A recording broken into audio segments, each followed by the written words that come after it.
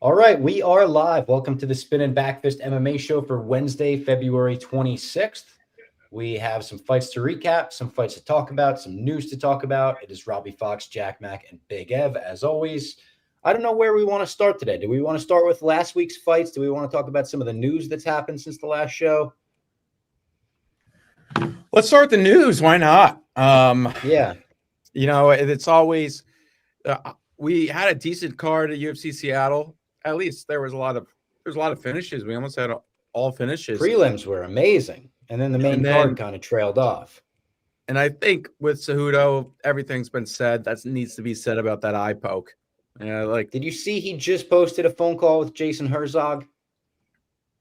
What did he say? No. Or did he say anything else? He FaceTimed him. He had Herzog on the television in front of him. And he was upset that he didn't take a point for the eye poke. He's like, because you made the wrong decision, I have a loss on my record and it doesn't feel right. I mean, he has a point. It's tough. I go back and forth because he does have a point. At the same time, I thought Song was winning every round. It wasn't a domination or anything like that, but I had it 1-1 going into the third. Okay. Ev, what about you? Yeah, I thought there was an argument for Henry in the first round. Okay. I do agree with the talk around kind of the eye poke and just in MMA there's this big the intentional is the kind of the key word that gets used with it. And I don't know why that really matters that much. I don't understand why the intention just means, oh, you didn't mean to do it. Basically it's you'll have to just poke guy in the eye basically 2 or 3 times before a point's taken. If there's a severe eye poke first time, it probably should be a point. And I think that would really stop. That would really be what stopped it. If you started taking points right away, people would stop fighting like this, and they would have their fingers tucked. Yeah. And did you see right after the 5 minutes, Song came out and went like this right away with his fingers I noticed it right away. Dude, my fiance noticed that. It's the kind of thing, and she's not an MMA aficionado, but when 5 minutes passed and Song comes out like that, she was like, "Oh my God, he's gonna do it again!" You can't be having people's fiancés noticing things like that. You can't be that obvious where it's coming out like that. And I think Song I thought it was a close third up until that point. And I thought Song probably was going to win it, but it was still up with the last 90 seconds of that round. Someone could have stole around. And I think a point deduction there would have, I honestly wish it was just a no contest. It was definitely weird. Probably feels like he should have just said, yeah, the fight's over. I'm sure he didn't want to let the fans down or whatever, but he took the full 5 minutes. That was a warning sign early, a red flag where it's we've almost never seen anyone be I need the full 5 minutes. And then when he went out there, someone in the chat just said, the Grit God just said in the chat, you could tell he couldn't see. His defense went to instant shit. It's true. Instantly, he couldn't see anything. And when they put the corner put the paper towel on his eye afterwards, and they took it away and there was blood on it, and they're like, your eye's bleeding. It's okay, well, the guy's eyeball is bleeding. Yeah, the fight's over. Also, his defense, somebody, what the Grit God said. His defense right away, he looked off. I thought maybe he was just trying to get to the school for the 4th round, but no, he just couldn't see. I thought he was looking good, to be honest. I thought he was kind of pacing well. And I thought the 4th, 5th rounds, he really could have had a shot to win that fight. And I don't think I don't look differently about Song. It was just, I think that was more on the referee and Herzog. It just stinks. I mean, I thought it sucks when you have a plus 225. It was pretty damn good bet, and it ends like that. But I get why. The only part that made me mad was he went up, and maybe this was just to calm down in the corner, but he went up to Uriah Faber. It was either we DQ him or we go to decision. It's what? That was weird the way he worded it. It was almost hey, dude, chill out. I'm going to go to decision so your guy wins. And I'm not saying Jason Herzog in that moment is feeling biased and wanting Song Yadong to win. But it certainly sort of came off strange when he said that to the corner. This is also true. Have we ever seen the ref say we need to start the round? No, because I don't think I've ever seen that. The halfway point is technically not 90 seconds. 120 seconds into the 4th or into the 3rd round. That's when half the fight's over for a 5-rounder, of course. Jimmy McGill says you guys don't actually believe this. What part don't we believe? Who knows? I'm assuming it's that Cejudo had a chance to win. I would think that's what he's referencing. I mean, listen, I had a Song Yadong the entire fight. It wasn't a runaway. It was close all 3 rounds. I even think the second round, Henry had some moments that you could have argued he won it. I had it 19-19 going to that third round, and definitely right before the eye poke, Song was winning the third round. But also, it's tough to be like, oh, he was definitely like, you don't know how the fourth and fifth round was going to go. I thought he was pacing really well. Henry striking after it looked kind of bad at some points looked legit good. He landed a pretty big shot in the third round, I remember. Yeah, and then also Song did too, but yeah, no, both of their chins were very impressive, I thought. Like early on, it almost didn't look like they were landing big shots because they were just eating everything. But like some of the shots landed in the second round were even pretty big. Henry's old. He thought a point deduction one decision. I mean, I get his thinking there, but also he couldn't see. Like, yeah, he wanted a point deduction. Yeah. And also, it was brutal. This wasn't a bad. Knuckle like, deep. His eyeball was bleeding. We're talking about a bleeding eyeball. That sounds like the worst thing that could happen to a human being. Your eyeball starts bleeding. Get out of here. I disagree with this. Grit God, I thought he was finding the range a bit in the second into the third round. But you are right. Song was handling his reach advantage well. We don't have to break down the whole card, obviously, but we have to mention the Ricky Simone knockout. That shit was crazy. That's flatlined and then hit him with the Dan Henderson. That's like one of those, like, I don't think it's going to win, like, knockout of the year, but that's like a knockout of the year. Like, when they play, like, the best knockouts of 2025, that will be on there 100%. One of the better knockouts we'll see this year. The photo of Basharat looking up. With the eyes open? Oh, my God. Scary. And you literally see him say what happened. Gene Silva is scary, dude. Star. Doing that to Melsick. Dude, I say hands up. He's not an enemy anymore. I was like, there's no way he's going to look minus 575. Like maybe he'll look minus 3. No, he looked minus 575. He might have looked minus 675. No, more than that. Yeah, you're right. You're right. Yeah. I mean, to do a little toying thing with him, and they're doing like the slapping. The one thing I hate how much high fives he gives, but it really is. They were annoyed with that commentary was too. It's aura to high five a guy and then knock him silly, and then literally knock him so silly that you stare at him and he's like, "Yo, like, are you gonna stop this?" He's like, all right, I guess I'll keep hitting him. And Melsick, legitimately, the moment when he doesn't hit him and Melsick looks at Silva and then looks at the ref, he has no idea what's going on. No, he showed up instantly. The ref must have been instantly. Like, "Oh, yeah, definitely should have." No, he turtled. There was no fight. It was just, please stop it. I mean, he hits so fucking hard. I mean, we know Dober has a chin of steel. He had Dober on skates like multiple times. Yeah, and Dober's got a chin of granite. And shout out to Gene Silva too. I mean, he could have really destroyed him on the ground. He just hit him with some body shots, which looked vicious. Don't get me wrong, but they did. Yeah. I'm sure Melsick probably appreciated him not literally destroying him. Yeah. And then news-wise, I had as the thumbnail of this podcast the never-ending feud between Michael Chandler and Dustin Poirier. It made me laugh because I feel like a few weeks ago, someone tweeted Chandler, and they were like, "Where are things with you and Poirier?" And I'm pretty sure Chandler's response was like, "Hey, we're getting there. You know, we're building on this relationship a little bit." And then Poirier came out today. He's like, "Fuck that fucking cheater. I'll never be a fan of his." Like, Poirier, this is to the deathbed. They will be enemies. Someone was posting that it's Peter Griffin and the chicken from Family Guy. Just they see each other, they'll start going at each other. But it made me laugh. Just a good grudge. I appreciate. And Poirier, didn't he quote tweet something about who you cheering for in Chandler Patty? And he was like, Chandler, but I still fucking hate that dude. I think I thought he said, did he say Chandler's a bitch? Yeah, he said Chandler's a bitch, but I think he's gonna win. He's like, he's a bitch, but I still think he's gonna win, or like something like that. Hates him. Yeah. I think he might hate Chandler more than McGregor, which is crazy to say, I think he definitely does. Right? Because I think with McGregor, I think he knows McGregor is just kind of like a character. And with Chandler, I think he just thinks at his core, he's just like a low-life scumbag. He thinks Chandler's fake. That's his big thing. He's like, everything about Chandler's fake. He keeps using that word fake. And that like really pisses off Poirier. Oh shit! I finally get to see the admin. Hook. Not the only admins. We got people on the behind the scenes as well. I think he probably. I would assume he's talking about like the Spinning Backfist account. Which this is we definitely have some other guys, but shout out Daniel Spencer.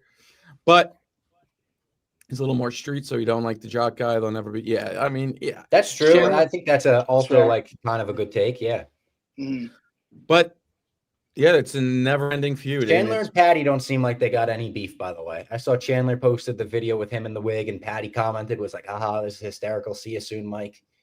So I think they're cool going into the Miami fight. Patty's been. I would like to see it. I'd like to see him mix it up a little bit though, because Patty's such a good shit talker. He just makes me laugh. Patty, you lizard. We calling. Put my Facebook back, you lizard. Ever since Patty got into it with Taparia, he hasn't really gone at a lot of guys. I guess him and Bobby Green had a little bit, because he was upset that Bobby Green brought up his name in that like Instagram live or whatever, and then acted like. Oh, that is true. That is true. I'm trying to think of other things, but Gaethje Hooker and no more. Gaethje Hooker fell apart. That was devastating. But I mean, it sounds like half the lightweight top 10 is begging for the fight, so I think we're gonna find someone to fill that spot. We'll get a good fight for sure. Who do we think it is? Gamrot. Who do we think is gonna get it? You think Gamrot's gonna get it? Yeah, I think Gamrot probably is right. Talk about Beneil. I don't think that's like Beneil's an amazing fighter. No disrespect. And I also think you're filling in for like that kind of fight, I don't think Beneil's the guy. I also think the UFC sees it as okay, Gamrot, and then if Gamrot beats Gaethje, then they'll be like, Sarukian, you have to actually beat him this time, even though I think he did, but that's your fight to get back into this. Now, Nathan says Moicano. Do you think there's any chance Moicano gets it? No. I don't think so. I think Fiziev is the other person I think would have a real shot. It's unfortunate they fought already, but at the same time, I guess you could sell like it was such a great fight. It was like a fight of the year candidate the first time they fought, and it was really close. So I mean, I don't know if Fiziev would be willing to do 5 rounds in a short notice like this. But I remember watching that fight and be like, damn, like I wish the first fight being like, damn, I wish this fight was 5 rounds because it was so high paced. The third round was incredible, such a war. I think action wise that'd be the best fight, but Gamrot would be an incredible fight too. Yeah, Gamrot would be sweet, and I feel like Gamrot for the fans that like were expecting the Hooker Gaethje fight, like it's not Hooker, but it's a decent replacement in terms of like the excitement. And Hooker was funny about the broken hand. He's like, I would still fight him. And I think he was serious. I'm pretty sure he was like, if they let me fight him, I would do it. Yeah. Something about him just referring to his hand as a paw. I like it. Yeah. It kind of looks like a paw. Now it's all swollen. Anything else news wise? Yeah, that was the big one of the week, the fight falling apart. I think last thing Bronson sparring with Poatan, that was funny. Though I did want to say this because someone said it in the chat. Who do you think they give Gene Silva next?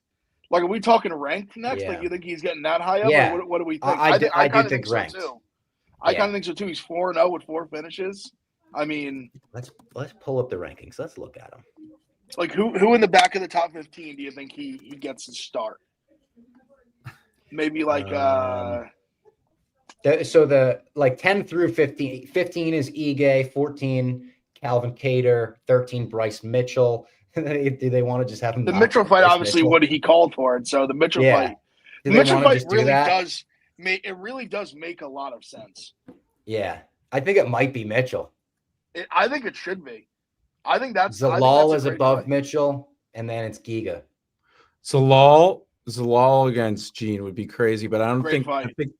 I think they look at as both those guys as kind of prospects. Zalal obviously a little bit older, but maybe may not even be. But these both of them are on a great run. Giga against Gene would be fascinating. Does Giga have a fight booked? Yes, I feel like he does. Yeah, I don't know if he does. I was trying to think. I kind of thought he did UFC too, but website doesn't have it. I couldn't remember who it was. If he did, David Onama. David Onama. There we go. Okay. That's April 26th on a fight night card. I think that's. That's the Kansas City card. It is. Yes. I mean, Gene Silva, he took really no damage, so if he wanted to turn out fast, he could. Unintentional grounding says, thanks for the shout out a little while ago on X. Love y'all's content. Keep up the good work. Thank you. Appreciate that. Appreciate you. Did Mitchell book a grappling match against an Israeli fighter as well? Yeah, but he canceled it. Canceled because he has a fight coming up. Because he didn't like the picture they used of him, right? Well, he said, "Did you guys see this? He said he looked too feminine in the picture of himself." I just saw the video because he literally says in the video, he's like, he didn't even tell it was a karate combat. He's like, he didn't even tell them. He's like, this is me telling them now. Like, this is me telling the world. Like, I'm not doing this fight. I'm gonna have like a fight book soon. I want to go like all in on that fight. This guy. So if he's saying that, it probably won't be Gene Silva. I think it could still be, unless they're like, "Fuck it, we're doing that now." It could. The only reason I wouldn't totally like throw it out the window is because he fought in such short notice against Dober. Yeah, and there was a fight like this fight. He took no damage against Melsick, so no, I could see if he wants to keep the momentum going and keep like just the money train rolling in. I could see him taking a fight in like 2 months. Like I don't think that'd be like crazy. True. Do you want to get into this weekend's card now? Is this true? Costa's the next guest on. I have a question. Is Bryce Mitchell still doing Arc Sanity? He is. I saw he said like if he can't handle the heat, get out of the kitchen. All right, okay, that's what I expected out of him. Crazy, but you can't back down. You can't back down, and you also can't predict what he's gonna do or say at this point. Like if people thought he was just gonna like be like, no, you know what, I'm gonna be like a well-mannered, well-respected media personality. Now that ain't coming. No. That version of Bryce Mitchell doesn't exist. He's going to be Bryce Mitchell till the end. Also, just quick, speaking of Paulo Costa, I want to see. I don't know if you guys saw this. I thought it was a great like fight, like matchmaking idea. Uncle Chael said he was thinking, what do you do? What do you do with Fluffy? He said Fluffy Paulo Costa. How come I told me a little? I don't hate that. Because it didn't occur to me, and when he said it, I was like, I kind of love that fight. Yeah, I like that. I think it's a great fight, and I think it's a fight where I know Paulo, like he's lost a couple, but I still think like if Hernandez goes and like wins that fight, he deserves like #1 contender fight after that. And Whitaker said that he wants to fight Strickland. Great fight. It's a fight that I feel like it's been should happen. They should do that. Yeah, absolutely. Agreed. And then really, if honestly, Fluffy like the Fluffy Costa matchup intrigued me because Uncle Chael said it, but. If they even rushed him to Izzy, I don't think that'd be like the craziest thing. I'd love to see that fight too. No, at this point with Izzy on a skid, like you could do that. And like Fluffy's just on such a run. Like I think he's such a like a 5-rounder with Izzy would be a great fight. Yeah. All right. Yeah, and Strickland or Whitaker said he just wants to fight Strickland to see how he could figure out the puzzle. It wasn't really a call out as much as a let's fight. And I think that'd be a phenomenal fight. And it would be good. It'd be big for Whitaker as well to get a win there. Another one, obviously, off of if he wins that one, I mean, he's kind of weirdly back in it. And then, I mean, the biggest question here is like, what do we do with Izzy? Maybe we just wait and see. That's why I think Fluffy. That's why I think Fluffy would make like a lot of sense too, just based on like he's got to kind of keep fighting down, unfortunately. And I think I don't think you're gonna have him fight Cannonier again.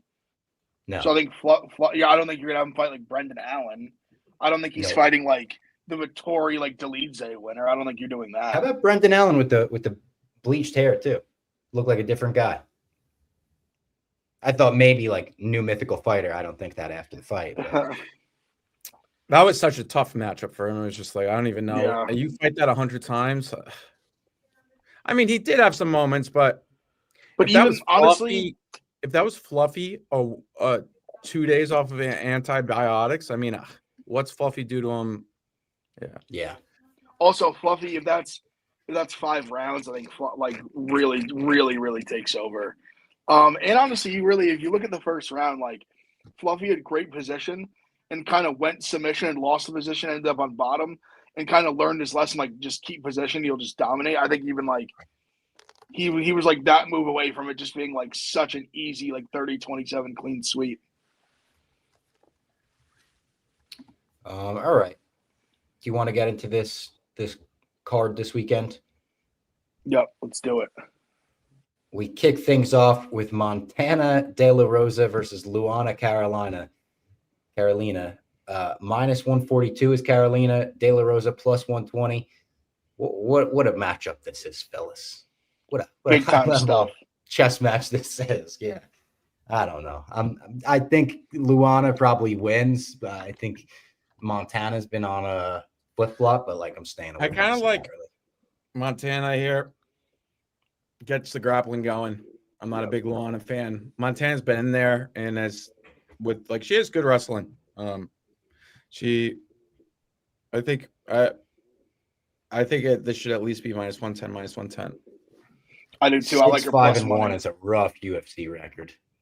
She's faced good competition, but 6-5-1. I don't think that's that bad for the UFC. That's not that bad. If you have won 6 UFC fights, I think that's very impressive. It's the Parker Porter phenomenon where it's like, why did we cut this guy? He's won UFC fights. True.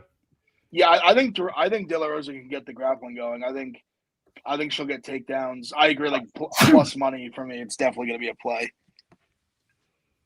Then we've got, bless you, by the way. Thank you. Charles Johnson versus Ramon Zibek. Tamirov minus 105. Charles Johnson minus 115. I don't know how many times I could get God on Charles Johnson. I've gotten God on him quite a bit in the past. I think I'm going to give it a shot again here. I think I'll be on Charles Johnson. Yeah, I bet Charles Johnson the other night minus 102. Still like him. It's getting to the point where I'm kind of like I don't know if I like him that much because Ramazan's it's really tough to be a flyweight and to rely on a KO, but Ramazan's really done it pretty well in his career. But I think Charles is really good. Johnson's also he's been on a longer win streak than I remember. 4. I didn't realize he put together 4 wins, only one being a finish, but still. And I think Charles, like as long as he avoids that big shot, and I think that's a pretty good chance, he'll be in a good spot. And we've seen him. I think round 2, round 3 finish for Charles is also going to be enticing. So I like Charles. I do. I don't think I'd play it past minus 120, but I played it earlier in the week. It's at minus 115 now.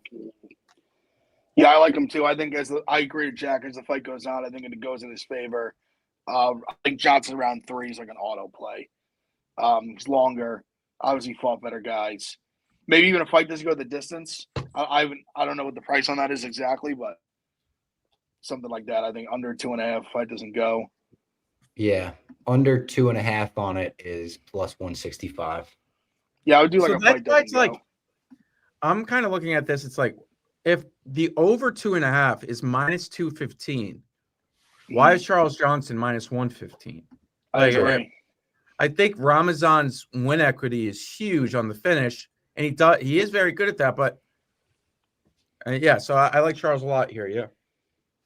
Then we've got Andrea KGB Lee versus JJ Aldrich. JJ is minus 205. Andrea KGB Lee plus 170. I think this is another one I'm completely staying away from entirely. Like, do I think Andrea could win? Maybe. I don't think I'm betting Andrea KGB Lee at this point, though. I don't know. It's just I feel like Andrea at this price is a decent bet. I look at this and I think, okay, Andrea or JJ it took JJ 10 minutes to get La Niang out of there. Our legend in La Niang. Can you guys still see me? Yeah, you're a little blurry. You're breaking up a little bit, which is weird. We could kind of see and hear you, but sometimes. Yeah, sorry. You guys can take it. I'll try to fix this. Ev? Sorry about that. Yeah, I agree with him. To me, it was very dog or pass kind of thing. I agree. Like, I just don't think JJ Aldrich should be laying minus 205 or whatever. No, definitely not. Especially someone like Andrea Lee, who's fought like everyone. She's been around a long time. A lot of competitive fights with good fighters.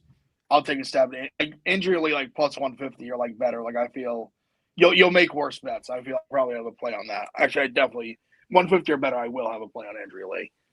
All right. And plus 170 now. And Andrea Lee, I think she's way more athletic.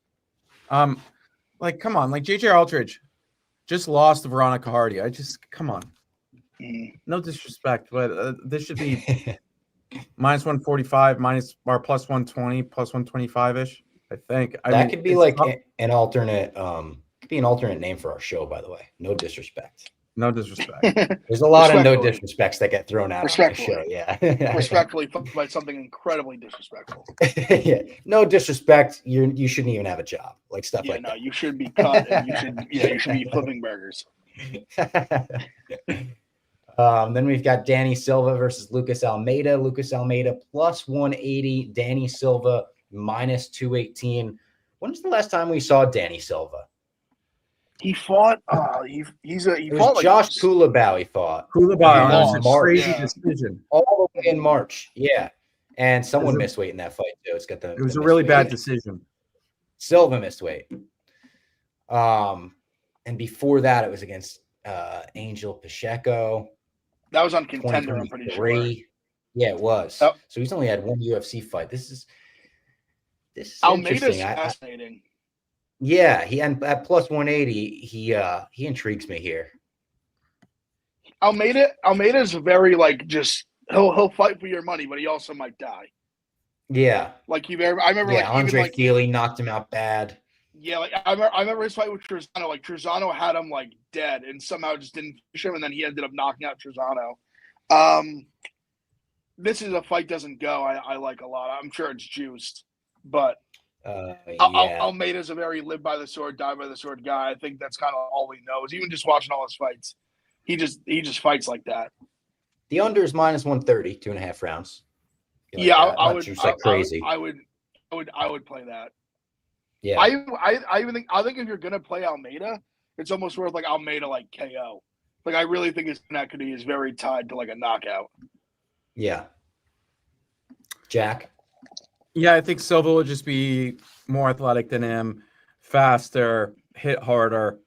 But yeah, the KO risk is there, as we can see in the line. I'm passing on this one, but below minus 200, I did like Silva, but I didn't pull the trigger. It seems like it may be getting a little bit inflated. Maybe I'll just take the under with Ev.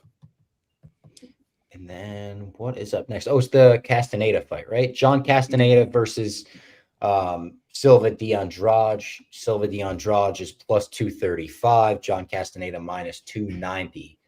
290 seems heavy to lay on him, but like I do think he's going to win this fight. I'm not like a huge Douglas Silva de Andrade guy.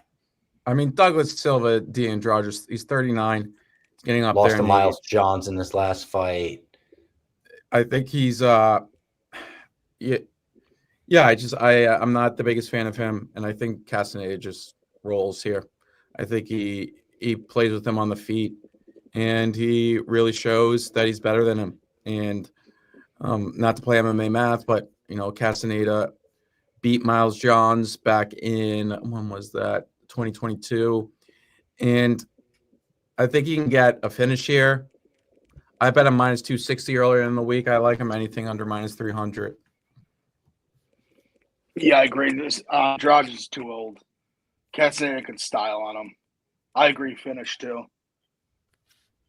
And then next is Ricardo Ramos versus Chepe Mariscal.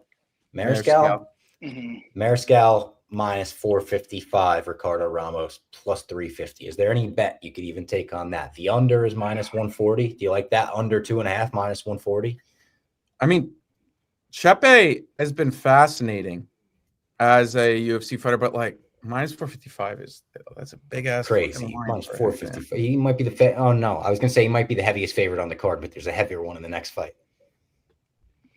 Yeah, I just don't like. It's one of those where like Ramos plus 350. I'm like, damn, really? But at the same time, like he hasn't looked great. He got gillied twice in a row, like really fast. It's one of those where, like I think Chepe minus 450, whatever, is ridiculous. But I also just think like he probably wins. I don't know if he covers the price, but he also it's weird because he got early in his career, but like I'm talking like regionals. But Chevy's like his head's made of like concrete in the UFC. It's crazy. Yeah. Also, I just remember this. No, it's more. He got absolutely blessed against Morgan Scherer, however you say his name. I've never been so mad. Actually, I've been mad a lot of times about that decision. But I was really mad about that one. Really, really mad. I remember I was because I was watching UConn in the Final Four, and I got robbed on that and fucking Chris Curtis back to back. Was disgusting. Oh, yeah. You were probably as upset as Chris Curtis was. Oh, I was furious. I was crashing out. I was arguing with people on Twitter about it. I was going nuts. I was so upset. I was literally at a Final Four game on Twitter just tweeting mad at people. But, yeah, Sherrier won that fight. Sherrier's a good fighter, though. I actually don't knock Shimmick for that. I think Sherrier's legit good. But I think he wins. No play, though. Just line's too big. Go like this. I don't know if there's important stuff on the TV behind me. I don't think there is, but who knows? I'm on the business floor, so. All right. Next up, we've got a heavier favorite than that last fight in Mario Pinto versus Austin Lane. Mario Pinto. Yeah. Minus 470. Austin Lane plus 360. These are the widest odds of the entire card. Yeah, and he probably knocks him out probably early. Pretty quick, right? And this is also the featured prelim. So. It feels like they want, like, watch the prelim, get into the main card, kick it off big. Yeah. What's Pinto by knockout? Minus 200. Pinto by knockout minus 150. Okay, yeah, I figured something like that. Yeah, I mean he probably does. I don't know if you want to lay that, but he probably will. He'll probably knock him out. Lane's very hittable. He's been knocked out quite a bit. Yeah, I think the big question is how much can Austin survive? I'm not willing to bet on it. It'll be interesting. I mean, this is the first real test for Pinto, and he's obviously undefeated. And we'll see. I mean, I think he may be fade material later in his career, but right now I think this is definitely a setup fight for him. Moisty Turtle picks. Huge fan of the show, boys. Can't wait for the preview with Enka Live and Pereira next week. I always watch back, but I barely get to catch the shows live. Keep it up. Appreciate that. Appreciate you joining the chat, watching back after we're done as well. Then we move on to the main card of the fight. Danny Barlow versus Sam Patterson kicks it off. Danny Barlow minus 298. Sam Patterson plus 240. I don't think Danny Barlow is going to lose this fight. It's another one of those things, though, where you're saying Danny Barlow minus 298. I'm not going to bet. I'm not going to lay that. Could it make me bet Sam Patterson? Probably not. Under 1.5 is minus 130, though. That's kind of intriguing. Yeah, Benny Barlow is one of my guys. I bought stock in. His last performance really wasn't great. He fought actually, what's his name? The guy who lost to Vanderford. And kind of had a weird, he crashed out afterwards, too. Yeah, weird low-volume fight. I was kind of surprised at a Barlow, one of those where he was minus money to, finish, and it just never, came close. It was kind of surprising. My fear, I think Patterson, I think he smokes Patterson. My fear is Patterson's phenomenal, jiu-jitsu, submission. So I am worried about him, jumping on something, and then he just randomly gets, armbar or some shit. Yeah. But, yeah, I think Barlow, if it stays in the feet, Barlow should knock him out. Patterson's very hittable. We saw what's name Ashmoose knock him out bad. Barlow definitely is bigger, hits harder, more athletic. So yeah, I think if he avoids the sub, I think he lands a knockout. I think I'm gonna take a shot on Sam Patterson here. I think he can get the grappling going, and if he avoids the big shot now, Ashmoose did knock him silly, so that would be concerning. But I think Patterson's improved since that loss. It was a tough loss for him, and he's improved and gets the grappling going, gets a takedown. And I think that's going to be some brutal waters for Danny Barlow, and it's a good price. So, yeah, I think I'm going to get involved. And then the next fight should be a good one. Haider Emil takes on William Gomez. Gomez minus 198, Haider Emil plus 164. I think I'm taking a shot on the dog here. Undefeated fighter. He's been on a tear, obviously, through Bellator, LFA, UFC. Was a Contender Series guy, I think, right? Haider Emil came up through Contender Series. Yeah. 2 knockouts in the UFC. I'm going to take a shot at plus 164 there. I go ahead, Jack. I think I may lay the juice here. I think Hyder is very finish dependent here, and Gomez is pretty damn good at that. I mean, avoiding the finish, it's a big step up for him for sure. Gomez is the best fighter he's ever faced for sure. And Gomez is like, he's technically decent, I guess, but he's so big, he's so long. And I think I don't know, the price may be a little bit too much, but Hyder is really he's finish dependent, I think, and also I think Gomez is kind of primed for this. If he handled that well against Joe Anderson Brito, I think he's going to handle it well against Hyder Emil. Yeah, Gomez, he's annoying. Like, I'll be rooting for Hyder, but Gomez is he's just really hard to hit. Like, no, I remember he had that weird fight with Francis Marshall too, where Marshall, like, definitely a more aggressive fighter, and kind of just like couldn't crack its code. Like, he's just long, he's hard to hit, he uses the distance well. I kind of agree with Jack, even though I like Hyder a lot and I want him to win. I just think it's not a good stylistic matchup for him. It does feel like it's either a knockout for him or a decision loss in my mind. And I just feel like when I think about it in my head, I feel like a decision loss is more likely. Like, Gomez is just so hard. Like, I feel like we've seen potentially better fighters like really struggle to hit him. So I fear that Emil's gonna have a hard time hitting him. But Emil's interesting because even like the last fight, he was like a similar line, like a plus 160, 170, and went in there and just like ran through him. It was Young Lee, I think, or something. I think his name is. Yeah. So like I think like could he just like do that here? Maybe, but I just feel like it's going to be significantly harder to do against Gomez. And like he fought Fernie Garcia. Sure. Like Garcia is not respectfully is not UFC caliber. Yeah. I think I'm going to just take a stab and pray for the best. I like him a lot as a fighter. He's an American guy. He goes for it. Like he's young a guy dude, right? He's still pretty young, I think. He's really young. Yeah, I think he's a guy that will stay in the UFC a while. Like, I think he's the kind of guy that Dana likes, like, even if he takes a loss here. Yeah. Like, he's aggressive. He goes for it. Oh, he's actually not that young. He's 34. Is Emil that old? Isn't that crazy? He looks young too. Wow, I thought he was like he looks like super young. Wow, 34. I thought he was like in his late 20s. Wow, that's crazy. Yeah, so he's got to go now. Right. Now's the time. He does. Yeah. Up next we've got Ribavix, right? Yeah, Ribavix versus Nasrat. Nasrat plus 230. Ribavix minus 285. What's Ribavix by knockout? Because I feel like that's written all over this fight. Ribavix by knockout plus 275. I'll be playing that. And obviously he's not going to go in there and knock the guy's head off his shoulders, but I don't hate that at all. Nasrat's got a decent chin. I was torn on this because I think Nasrat is like, he's just fought a lot of good guys. I thought he got blessed against Jared Gordon. Like he's fought Dan Hooker, like he's fought Bobby Green. He's fought some. Drew Dober's the only guy to knock him out. He does have a good chin. Yeah, I kind of feel like plus 230, it's like worth a shot. Like I don't think it's a crazy take. Like when I saw the line, I was kind of surprised. Like I thought it was going to be more like Ribavix minus like 200, 220. I was surprised to see it like this wide. Yeah, I took Nasrat earlier in the week. Oh. Plus 220. I think it's gone out a little bit more. I just think Esteban it was a great win on the Noche card. And it was against Daniel Zellhuber, who is he's pretty damn good. And I was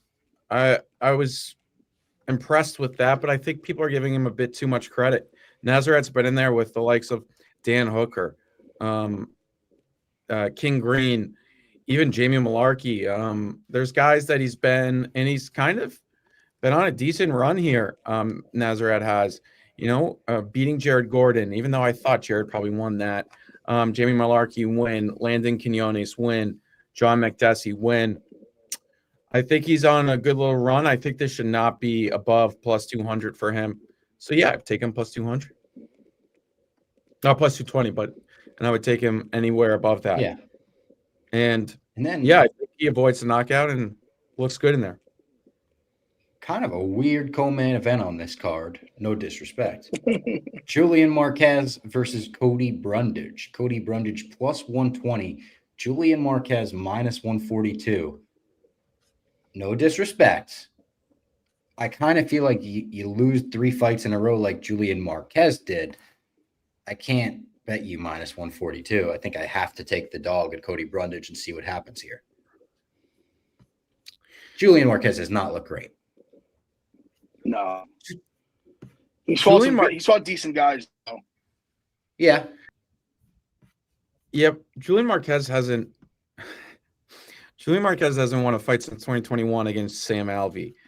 And was that when he was like Miley Cyrus? Let's go out. Like, was that his last win? That was his last win. Before that, he found a choke in the last seconds against Mikhail Patolo. Yeah. I'm not a big fan of him. I took Brundage plus 124. This should be minus 110 at a minimum. Yeah. I think Brundage is more active. And I'm just not a big fan of Julian Marquez. Also, it's kind of a question of how into this is he. It is a bizarre co-main.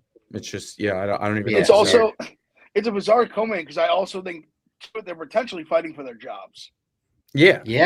I think with Brundage, I think that's very much in play, and Marquez is potentially loses 4 in a row. Yeah, I think it's very much in play as well. Weird. It's weird to have this. I think they just know it's carnage. They just know like someone's gonna get knocked out here. Probably someone's gonna get finished. And then the main event is Kopp versus Almabayev. Kopp minus 218, Almabayev plus 180. Ooh, I go back and forth on this one. I think Kopp probably wins, but like I'm a little intrigued by Almabayev. Like I've been going a little back and forth on this throughout the week. He was on. Go ahead. He wasn't on main card. He was on the prelim. But just sorry, that was a little nitpicky. Oh, the Vince, yeah. He fought Bo Nickel. He was on the prelims, but he was on 300 card though. That's true. I think they were like gonna put him on the main card initially or something. I think, and they swapped it with. They might have Coleman Harrison. So, I bet Asu 2 nights ago, plus 180. He's still there. I'm kind of regretting it. Really, my thought process then was, although his reach advantage he has a huge reach disadvantage, he's the guy who's really going to go for it, get those takedowns, and his top control is very, very good. The only thing is, the later this goes into the fight, I'm going to be a little bit concerned for Asu. I think a Kopp finish late could happen, or even it could just go right away, because Kopp's like, he hits hard and he's fast. It's just plus when it's a big price tag for Kopp. We continue to price him as a future champ, and it's like, how many, like, what's the biggest difference between Mikhail and Asu? That's my big question. And Mikhail kind of took control of that fight, and I think Asu can do the same thing.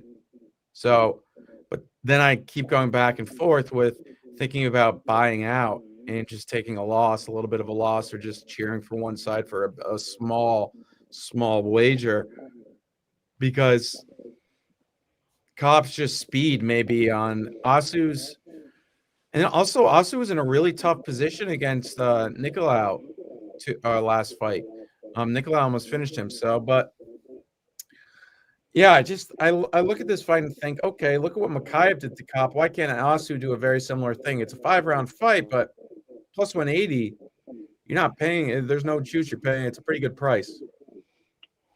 This is the fight. Like, can Kopp finally just step up and like put on the performance that he gets the title shot? They've been dying to give this guy a title shot. It feels like for like a year and a half. Like, Toja needs new guys to fight. Been dying, like, Kopp's the guy. Like, he hasn't got all these guys got a title shot. He hasn't got one. Every time he just fucks it up, or he misses weight, or he pulls out. And this be the one where he strings together like two. He knocked out Bruno Silva. If he gets a finish here, he's probably next in line. Yeah, I agree with Jared. I kind of think the the later rounds could get interesting for Asu. Like, I think he always has the grappling advantage. But Cup is big, and the only guy that's really been able to hold him down like that was Mikhaev. And Mikhaev has really been able to do that to kind of everyone he fought. I don't know. Almabayev just obviously Nicolau was a good win, but like Jack said, he had some problems on the feet in that fight. I think like Cap like late props, even like Cap like finish like a knockout, the like bet, a little sprinkle. The bet on Asu is his grappling. You're betting plus 180. His grappling gets going. Yes, and his top control is very good. And I think it's a decent bet if you're looking at percentages, which we do. But I've seen some sharp people on Manel, and I think whoever wins this fight looks minus 500. Like whoever you pick here, your bet will look like a genius. Amazing. I don't think there's going to be that much of a I just think that you'll look like a genius. But yeah, I think I'm just going to stay with the Asu, trust my initial read, and go from there. But it's a tough one. It's a good fight, though. It's a good fight, and there's some interesting fights on this card. Yeah, without a doubt. Sam Patterson, Danny Barlow, I think is a great fight. Yeah, sneaky, really good fight. Yep, absolutely. We got some new Hot Billy lore in the chat as well. Dumped my girlfriend because she went to a View taping. What's a View taping? Like the show, The View. What's that? Whoopi Goldberg? Is that The View? Yeah, Whoopi. Rosie used to be on it. Yeah. Yeah. No. Hey, Hot Billy. Plenty of fish left in the sea. Yeah, brother.